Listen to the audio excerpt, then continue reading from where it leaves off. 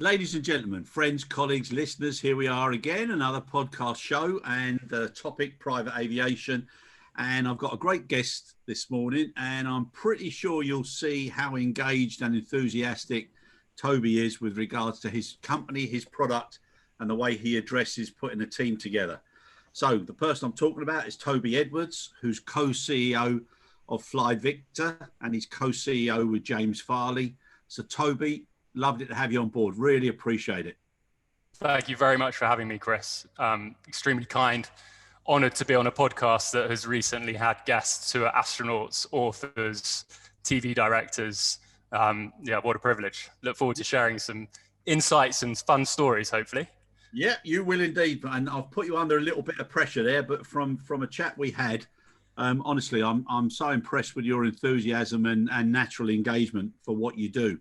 So perhaps we should start there. If you can just give everybody a little background as to what Fly Victor does and what are your personal responsibilities within the organisation. Yeah, so Fly Victor is an on-demand jet charter business, and we have two core businesses, I think, servicing groups and then high net worth individuals on the private jets. And the cutoff point normally is around 18 passengers. We've been going since 2011. I joined in 2012. And I would say that what differentiates us as a broker, if that's what you want to call us, is our transparency and how we display operator information, tail numbers, and we might talk a bit more about that. In terms of my role and responsibilities, I'm based in our Fulham office, which is a few hundred yards from Stamford Bridge, Chelsea Football Stadium. And I look after our sales, operations, and flight management. So the directors of each of those departments, as well as our director of group charter, report into me.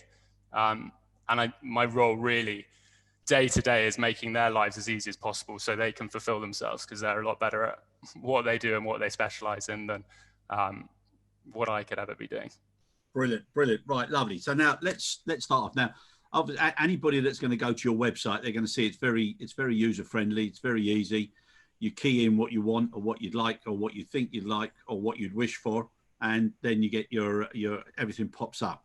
Now, you said that you've got various different segments. So you've got group travel, okay, you've got corporates, you've got sports, you've got medical, and you've also got music and entertainment. Yes. Correct? Yes. Yeah. Now let's start just with, say, me. Now, if I decided I wanted to take my family on a well-deserved holiday, and my main concern at this moment in time was the number of touch points and the sanitization, hygienic elements, and I wanted to go on that holiday, all I do is I'd key it in, and then you'd come up with options and solutions for me. Correct? Yeah. So, Chris, if you're new to Victor, irrespective of your experience flying privately in the past, you will receive a call from one of our account managers, and they would ring you up and complete a KYC call and really just get to know you, understand if you've flown privately before. Of course, if you have, your expectations and how much information you're going to need is going to be very different. Because of the pandemic, we've seen a large number of new people flying privately for the first time. And so that KYC call becomes particularly important, just to explain the process, because one wouldn't necessarily know that you're going to a different terminal. When you do arrive at the FBO, the private terminal, the time you spend there is going to be a lot less, more like 15, 20 minutes than in a big airport like such as Heathrow. So talking you through that process, the fact that, you'll be swiftly taken seamlessly onto your private jet and away, giving you an idea of budgets, for example, because some people have no idea either how much it's going to cost. So giving you an indicative price, let's say, Chris, that you're going family of 6, south of France, some might be expecting it to be a couple of £1,000. That's obviously not the case. So giving people an idea of what's coming is very important. And yeah, we take all that information, make sure that it's correctly documented in our CRM, and then thereafter, the amount of communication you have with your account manager is kind of up to you. Some people love to just chat on WhatsApp, some people like the phone, some people prefer to email. That is purely down to the individual and what they've agreed with the account manager. Okay, brilliant. So that clears that up. Now, firstly, at this point, I'm a huge supporter of private aviation, and I know it gets, or it has received a lot of bad press because, you know, people like to take a pop at people that have been successful and they feel that it's waste. So we'll come to the carbon offset principles a little bit later on. Sure. But somebody who I had the pleasure of interviewing, Steve Vassano, he once, on one of the interviews, he said, why should people be ashamed of success? And at this time now, where everybody's worried about their jobs, anybody or any segment of the aviation industry that is doing well is a bonus for the whole aviation industry. And that's how I look at it. So anybody who's able to supply jobs, give jobs, and people don't associate private aviation with people who still have to do fueling, catering. You mentioned about the FBOs service in there. You know, you've got all the transportation, you've got security, you've got all the things that go with it. So there's a huge ecosystem around the private jet aviation sector as well, which is crucial and it's important. Now, with the migration, or the considered migration now, with people who are looking at maybe going on less vacations, but better and longer ones, looking after their families, safety, security, friends, maybe a couple of families coming together. You've got all of those options, but something that I just want to ask you about, and this relates now back to that, God bless him, that poor young footballer who flew a private aircraft, which transpired not to have been the best selection or choice. Now, how does your organization cover the regulatory criteria, you know, the safety elements, the crew capability? How is that managed and controlled by your organization? So during a KYC call with a new member, we would always bring up this point about transparency, which perfectly segues into the safety chat. What we mean by that is when you receive quotes from Victor, we will always disclose exactly who the operator is or the management company of that aircraft. Now, for listeners, I think most of them will be familiar. The jets can be owned by small operators who might have one or two planes, all the way through to like global fleets of 60, 70 aircraft and the rest. So it doesn't matter whether it's a small operator in Oxford or a global operator with HQ in Malta, like we will still show you who that operator is and the tail number of the aircraft. Now that's important, that transparency, we think, because it shows the end user who they're flying with and what they're paying for. And in order to be on our platform, you have to have what's called an Air Operator Certificate, an AOC, and that will be issued by that country's civil aviation authority. And so the criteria in order to be on our platform as a small operator, if you're a British operator, for example, and to be chartering a jet, the safety criteria is exactly the same as, for example, British Airways having an Air Operator Certificate. So the safety levels are across the board there to be seen by everybody. And that's hugely important. So there is none of this opaqueness, you know, how can I know it's safe? This is the name of the company you're flying with. They have an Air Operator Certificate. And of course, I'm here readily available to explain more information, give you more details if you'd like to see that, the insurance certificates, etc. It's all there. And it really resonates with clients, not just new clients who say, well, that makes complete sense, but also existing flyers when they come across this business model of transparency. I think they genuinely really appreciate it, and it's been a big part of the loyalty we've gained through a lot of our customers. Okay, that's brilliant. That's great. So that will put people's minds at rest. Now, moving on now into the areas of safety and hygiene. Obviously, this damn pandemic, the COVID, and you know, it's had such a terrible effect on everybody. How has it affected your business? So if we start with our customers who had been booking with us over the years, we've definitely seen a core segment of our clients not flying. And so in the media, there's been a lot of talk about new customers coming. That's true, but it's also been balanced out by those who aren't flying because, for obvious reasons, you know, there's no need, or the reasons for their trips. For example, skiing. A lot of people are unsure if they want to ski next year at this stage because no one really knows whether the chalets are going to be open. The timing of the vaccines, you know, great that there's now looking like 3 vaccines, but when are they going to be out there? So we've been impacted by a drop in some of our existing customers who would have flown that aren't flying, but we've also seen for sure people booking for the first time. And those first-time bookers, some of them have been for leisure, some of them have been medical evacuation, emergencies. So a real array. We've been fortunate as well to pick up quite a lot of business with group charter. So again, it was covered in the press, but there was a lot of Chinese students, for example, at UK universities who in the first lockdown during the spring had to get back. So we chartered, I think, about 10 flights all into Europe mainland, where they then were able to get onto connecting flights. So commercially, of course, that was fantastic for us to get all of that business. Similarly, there's been a lot of seafarer, commercial repatriation trips. Again, on another year, we wouldn't have had that business. So we've benefited it this year. If I look at it very high level, our gross profit in 2020 versus 2019 is a tiny bit up, but it's more or less exactly what we did last year, but come from pretty different channels. Yeah, no, exactly. And also your team, obviously we can see the backdrop there. You're not exactly like a lighthouse keeper, but there's not many of you on the top floor there. So yeah, exactly. So I'm in our building in Fulham, as I said, and one of our floors is still fully operational, and we have, of course, put in all of the, stickers on the floor so people know how to walk around, and we've got the social distancing. So each one of us who does come into the office essentially has a pod of 4 desks to themselves. So you've got that 2-meter distancing.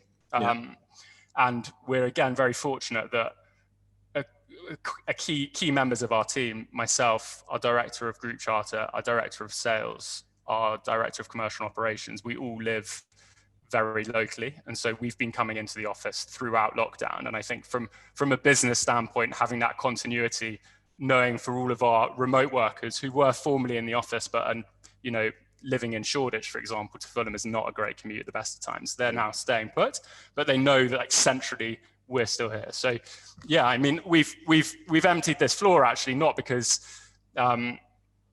we don't expect people to ever be coming back as much as they did. I don't, exactly. Your producer, Salam, and I were speaking before we went live, and we would have probably 30 heads in the office every day as like a mandatory, that was just the business policy. Whereas there's no way we'll go back to that. It's going to be flexi working hours. There'll be hot desking. So we're looking to rent this space out as and when. Clearly there's not a massive demand for it at the moment, but yeah, no, you're right. And the point you just touched on there, I mean, there's lots of bad things, obviously. And thoughts go out to any families or people that have been affected with loss, but also displaced jobs and people losing their jobs for no reason of their own. It's a terrible thing for people to have to experience.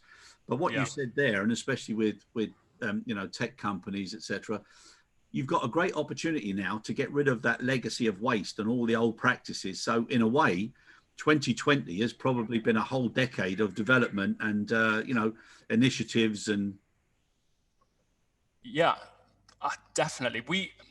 Because of our history, and some listeners will be aware that we went through a lot of top line growth between like 2013 and 2018. And then there was a change in terms of our institutional investors, and strategically we pivoted. 2019 was very much like a hybrid year where we began to track on a path to profitability, but it wasn't 100% because there was feasibly a Series C on the cards. When that didn't come through in November at the end of last year, it became very, very clear that we were going to go purely for a path to profit in 2020. And the reason that's relevant is because through December, January, February, again, listeners will know we went through an administration and completed a management buyout. And that management buyout was very much on the condition that we were going to go and follow this path to profit. And so we'd already made a concerted effort to make sure that our costs were very aligned and in control in order to do what we needed to do in 2020. And believe it or not, it was, so the 4th of March is my birthday. The 5th of March, we completed the MBO. And tragically, I think in the UK, the first fatality from COVID was also the 5th. And I genuinely think that if COVID had come 2 weeks earlier, I'm not sure Clive and our MBO investors, another 4 of whom came together to buy the business, I don't know, I'm not sure it would have happened. So my understanding is that there were other parties interested in purchasing the business. So we may well have had different owners, who knows? But it was kind of fate, I think, that the MBO was a success, and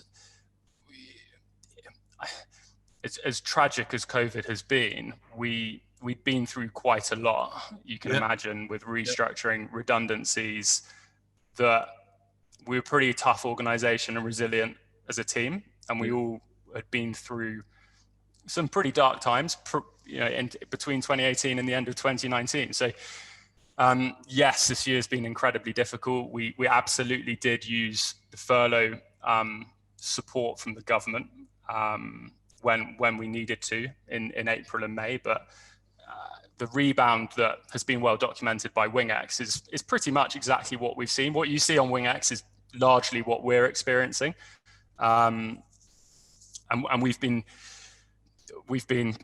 very carefully looking through our costs as well whilst we get through 2020. And I'm very proud and delighted that with all of our investment in offsetting this year and with COVID, we've still managed to generate a profit for 2020, and we will be EBITDA positive for the first time in our history, which is pretty wicked. Given in 2018, I think we, as a group, with lots of other businesses within a Lissam group, we were losing 7 figures. So it's been a big turnaround, a lot of hard work and determination. But the team, there's never been any doubt, I don't think, when you look at the leaders and the key people within our team, that we'd get through this and keep delivering on this on-demand vision that Clive set out back in 2011.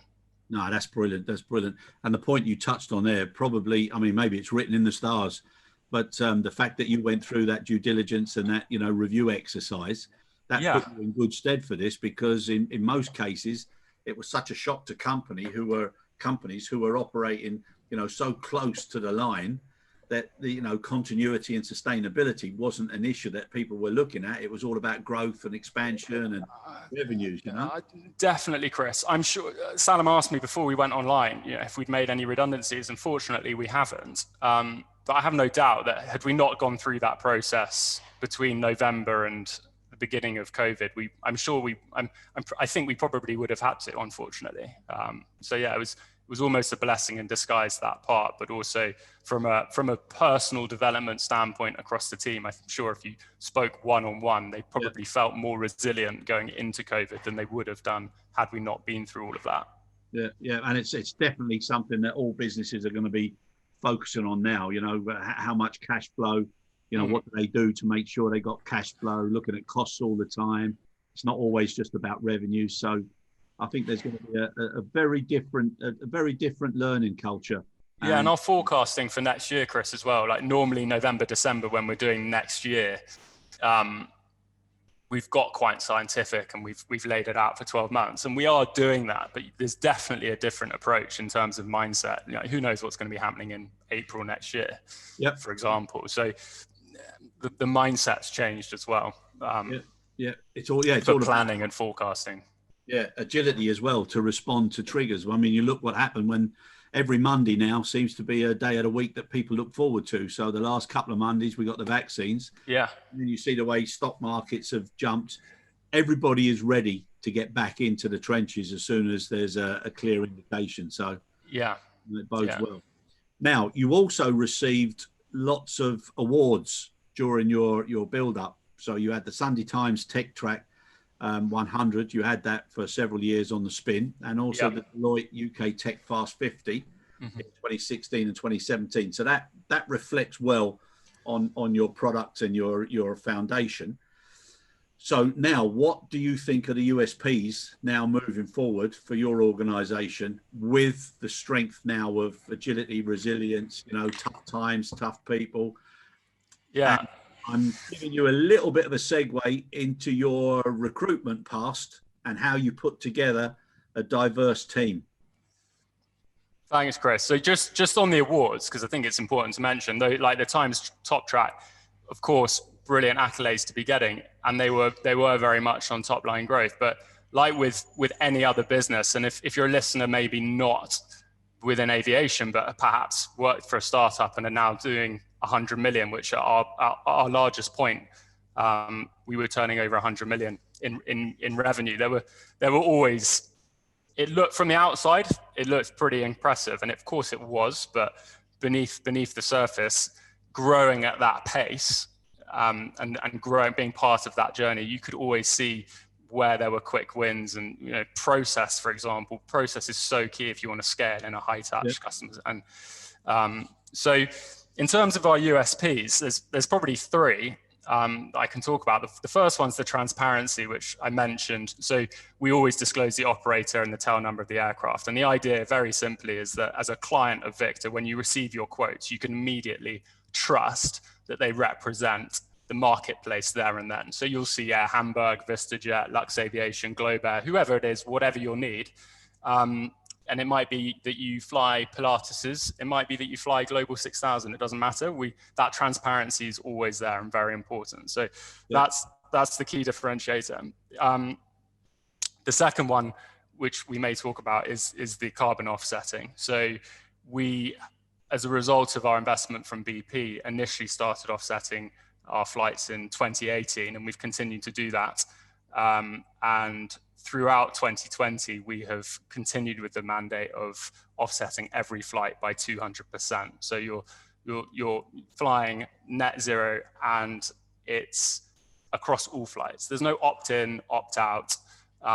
Every single trip that's flown with Victor is offset 200%, which again, we're very proud of doing that. In terms of investment, in order to do that properly, we spend £20,000 a year to have the necessary software partnership with Rocket Route, who track all of our flights so that we know exactly how much CO2 is being emitted. Initially, it's an estimate, and then at the end of the month, it's reconciled. We figure out based on the pax load, luggage, etc., how much CO2 is actually emitted, and then we buy those credits with UN approved partners. So there's the investment to actually be able to measure it and do it properly, which is vitally important. And then there's, of course, the impact on the bottom line. And again, it is an impact. I think at the end of this year, we would have spent $150,000 on carbon credits, which would have otherwise been EBITDA profit. Yeah. And we're not going to make millions of profit this year. We're just not. But and this kind of goes on to the third USP, which is our team. I think to attract talent nowadays and work in aviation, if you don't have a very strong climate action initiative, which is genuine and robust, I don't think you're going to retain and attract top talent from outside the industry. So we've done that. Yeah, we could have spent that money on a PR agency, which we no longer have, for example. There's lots of ways, of course, we could have spent that, but it's important. So we've done that.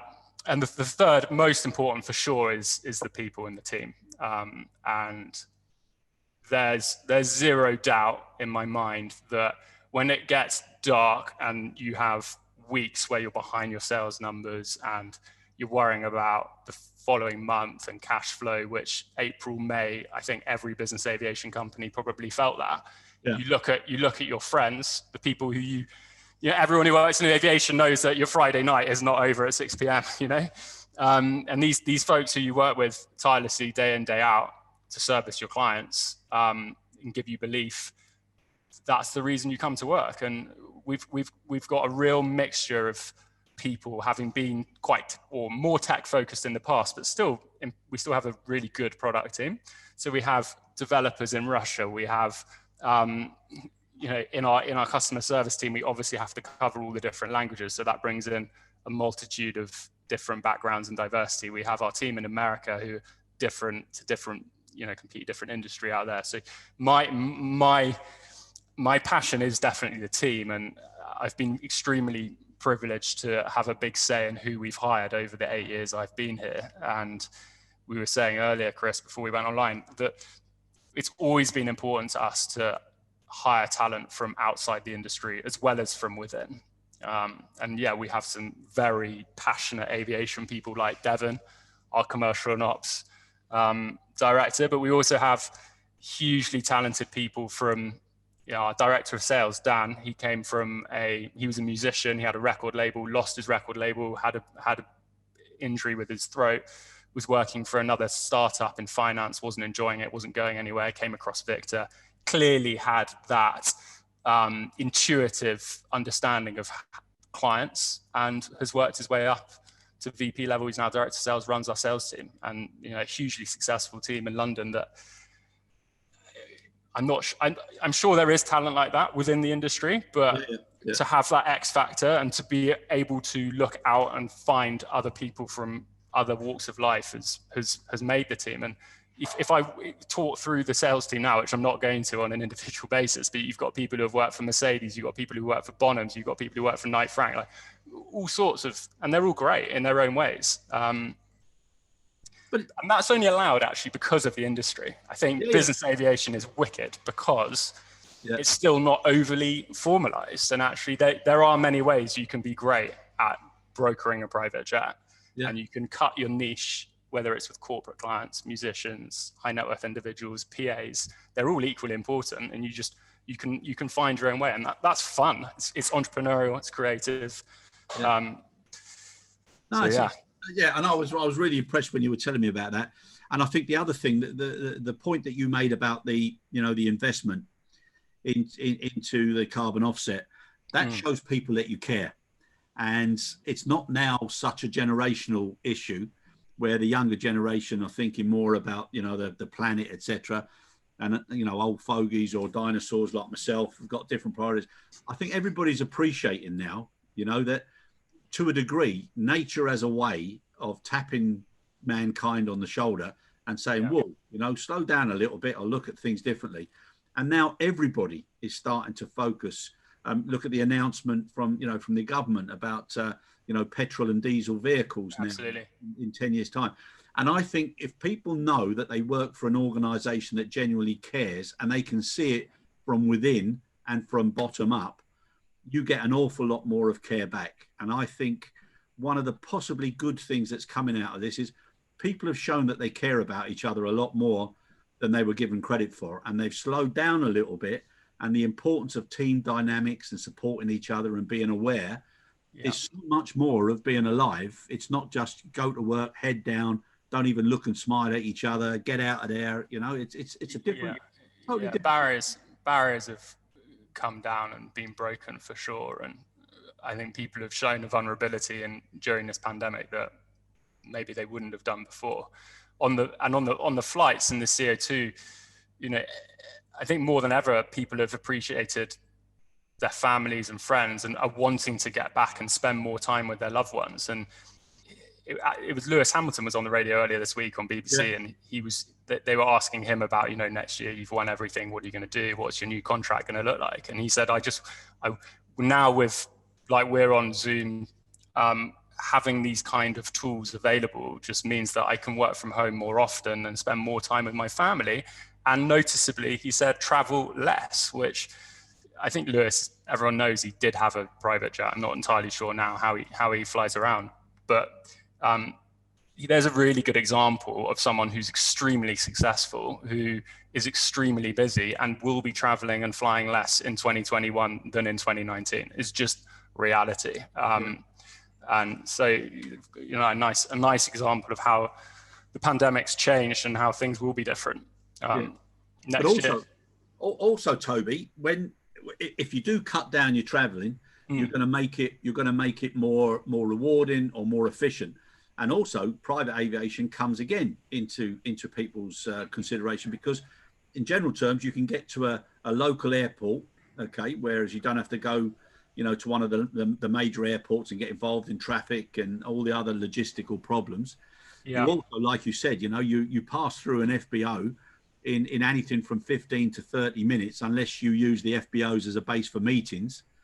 And it's a great experience. So I think there's going to be an awful lot more, and hopefully the stigma of private aviation will go for many reasons. One, if somebody can capitalize and optimize their time and get back their values, their family time, etc., why not? Most senior executives, they can gain, I don't know what they say something like 30, 35 to 50 days back by using private aviation over legacy options, which is a huge amount of productivity and effectiveness, and also has a big impact on their business profitability. Profitability brings employees. And my grandfather said once, you'll never see a poor man employing people. So make sure you work for somebody who's doing very well and successful. Yeah. I think those things are going to come into the fore.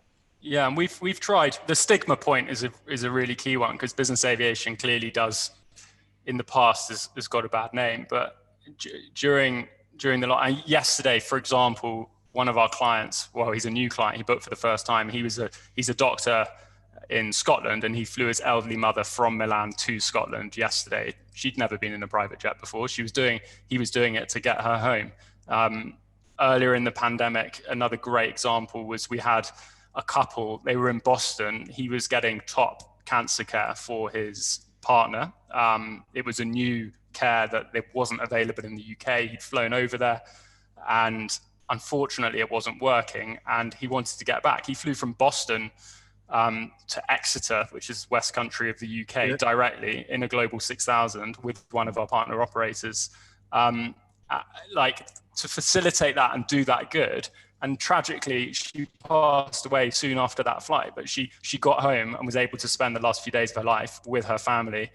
That wasn't a normal jet charter client. They hadn't flown to Boston in a private jet. They'd originally gone out, on a commercial airline. So that kind of story. And if I may, just another one that's come to mind was at the very beginning of lockdown 1. We had a client in Morocco, in Marrakesh, and they had 2 kids, the youngest of which was a small baby, and she'd been born with a hole in her heart, which is not fatal, but is clearly pretty serious. And when the first lockdown happened, Morocco was one of the first countries that went down, no flights at all. And we were working tirelessly trying to get this family back to the UK as soon as possible, because they were very concerned, understandably, about their child. Yeah. And we were working directly with the Foreign Office, and this was all great. But actually, the magic story of this one was we were looking at availability of options, and then VistaJet, who we work with very closely with, called us and said, actually, we've got an aircraft flying in, I think it was a Challenger 350, into Marrakesh. It was one of their program clients. So the positioning flight in was to pick up their clients to fly them back to the UK. We explained the context for our story, and they asked their clients whether they would be happy to take our passengers and go on the plane because there were sufficient seats for the family. That when you're seeing that happen, working in business aviation, you're like, this is the truth of what we do, and working through the night to get that done. Yeah, it's fantastic. Incredible stories. So yeah, it's an amazingly rewarding business. And as you say, Chris, there's so many people involved, organizing, catering, doing the ground transportation, working for all these software companies now that support our business. I mentioned Rocket Route, Avinode. There's lots of companies all within the ecosystem and so many jobs. So yeah, it's positive. And I think next year will be a good year for business aviation, but I think it's going to be different. There will be flights that were flown in 2019 that aren't going to happen, and there will be new flights that happen because of the pandemic. 100%, yeah. And I just think private aviation collectively needs to be recognised more within the whole picture of aviation, but also needs to promote themselves for all the positive and the good that they're doing, so that the public can actually see, these people, they're giving us jobs, they're caring, they're looking after the environment as well. Yeah. And, with new aircraft coming on board, you've got fuel burn reductions, you've got sustainable fuels, you've got all those positive things. All to come. Another massive one is, I'm a massive football fan. I think you enjoy your football as well, Chris. These teams, the only way these matches are happening is because the teams are flying in group chartered planes, right? And you think the sanity, mental health that so many people feel better having watched a game of live football. Of course, it's not as good without the crowds, but at the end of the day, I'm super pumped about watching Tottenham play Man City this weekend. And that's only possible, the Champions League matches, because of private aviation. So it's short-sighted just to smash the industry and be like, private jets are bad. Clearly, it's all connected, right? Yeah, no, 100%. And I must applaud you. It's not usual to see a Londoner being such an avid Manchester City supporter. I'm a Fulham fan, but well, you keep that quiet this season, huh? Yeah. Well, I'm a big Scott Parker fan. I think give him time. Yeah, no, I like him. Yeah, no, I lean more towards Brentford. Okay, Yeah. nice new stadium. Yeah. Very good, very good. Be nice to get in to see it. See it. Yeah. Yeah. Now, talking about things that you do and further innovations, you've also got an Alto program, your loyalty program. Can you just explain a little bit about how that works and why you think it's such a positive development? Sure. So Alto is not dissimilar to Avios in that for every dollar you spend with Victor, you earn a point. And those points you can then redeem off your next flight. So if you spend $10,000, you get 10,000 points. The 10,000 points you can then use to defray the cost of your next charter. Again, we've been running that, I think, since about May 2018. But the plan was always to then start to bring in partners who you could always also spend money with and collect points. So a great example of that is Scott Dunn, who are an award-winning luxury travel business.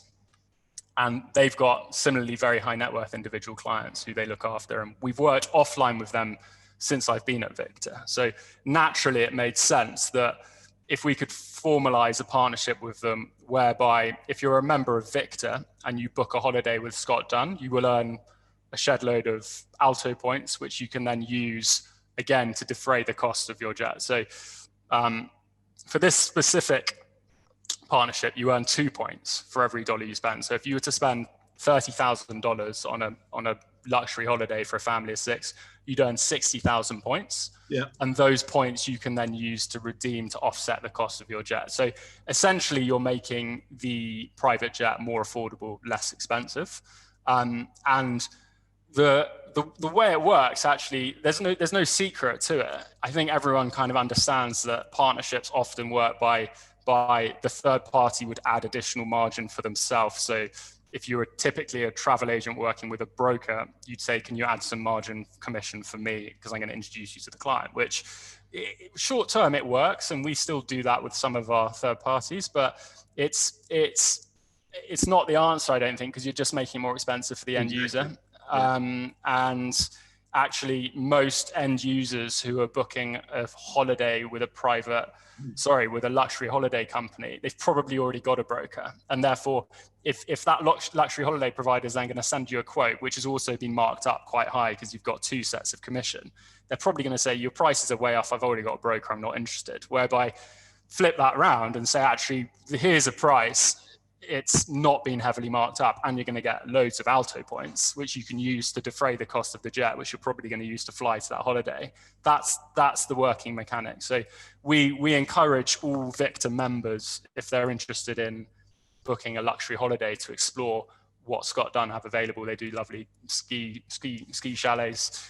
You can do your safari in Africa, Caribbean, whatever, and just collect the points. And it's not democratizing private aviation, but you can certainly save $1,000 on your private jet, for example, on a medium priced holiday with Scott Dunn. So it's a cool initiative, and we do something similar with Sixt, who are global ground transportation partner. Incredible. I have huge admiration for Sixt. They're a family business, the Sixt family. They've still definitely got that family DNA. When you go to one of their events, they're very generous. They always have a good party at Oktoberfest. If you ever get an invite, definitely go. I would endorse that. I'd endorse that. I used to work for Lufthansa. Okay, so we were partners as well. So awesome. So amazing culture. How they've grown and become huge, and I can see they're doing amazing things in America. And I think they're a great example of a large business it's easier for us because we've got 50 people. They've got thousands of employees, but they've managed to pivot it. They've got this new product that allows you basically to use cars as you go rather than owning vehicles. And I think that they're pretty heavily investing, I believe, in like aviation airports in North America and get their footprint, a bigger footprint there. So congrats to them. Yeah, no, it's very good. Listen, can I ask you something now? Sure. You've got such a diverse team. You've got a lot of experience. You've got extension and stakeholder interest now, as you said, with luxury holidays, etc. Mm-hmm. Even for somebody who's new, when you go onto the sites, it's still not as direct as why you, as Mr. or Miss or Mrs. X, Y, or Z, should actually consider it and what to do. Do you think there's any mileage in having sort of like, did you know and why private aviation, like training or awareness modules, whereby, you have a little structure where people can see what matters, what doesn't, etc. What you should look for, all the different insides options as to how you can optimize, whether you do it part charter, whether you do it with groups of your own, whether, whether you buy certain shares, etc. All the different options to make it more. And you spoke earlier about, transparency, and it's confusing, isn't it? There's a lot going on. There's an awful lot. And in some ways, people then assume that because it's such a privileged option, that you then have to employ or align or partner up with somebody who's got all the technical insights, which, as you said, then puts another barrier between the service and the potential new entrants into that particular market.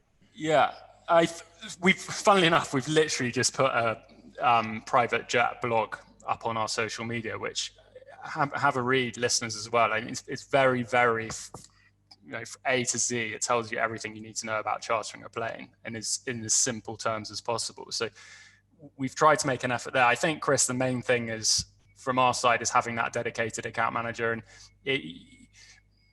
we employ, hopefully, smart, articulate individuals who can answer questions and are happy to be completely honest. If you're looking to fly 500 hours a year, you're far better off buying a program with, for example, VistaJet or NetJets or FlexJet. Like we don't have that proposition. If you're flying anywhere between one flight a year and 100 hours a year, then yeah, we can certainly be a great service provider for you. And you, again, will listen to what your requirements are. If you're going to be flying on lots of different types of planes because your requirements vary a lot and you're flying different geographies around the world, then absolutely, like this transparent model that's going to always give you access is wonderful. So being able to pick up the phone and speak to somebody and consistently build a relationship with them, have the conversations. And if you work at Victor for 5 years, we see a lot of our clients evolve a lot over those 5 years. We've got clients who started flying Citation Mustangs, which are great aircraft and of course always have their place, but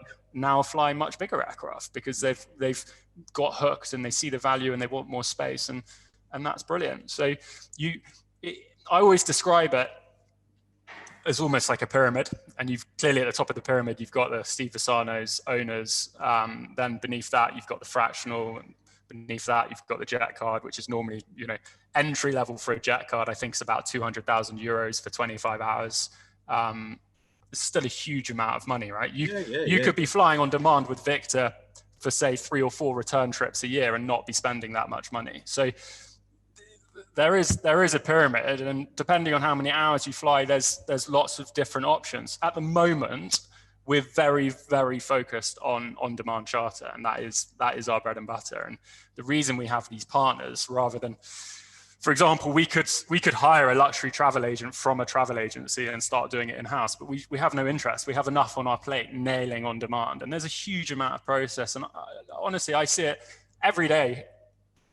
Often, I should say, I see issues with operators who are also selling that have also grown extremely quickly over the last 10 years. And you can just pick holes in processes, and like clearly they've maybe trying to do too much, or they've just grown too fast, and they might have brilliant salespeople and brilliant leaders, but in the middle, have they got that person who's worked for a medium, large size company that knows how to dot the I's, cross the T's, and ensure that the process is as stern and as rigid and key as it needs to be in order to deliver high quality customer service every time? Because it doesn't matter how good your brand is or how good your leader is, or if you sell a flight for 100 grand and it goes tits up, you're going to know about it, and it's going to cause a lot of damage for your brand.